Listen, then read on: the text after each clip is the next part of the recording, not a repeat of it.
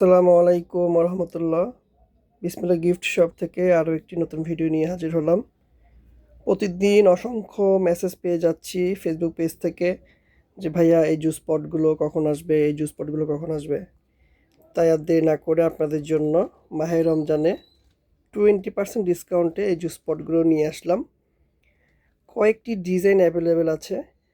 কোয়ালিটির কথা কি বলবো, আশা করি ভিডিওতে দেখলে বুঝতে পারবেন।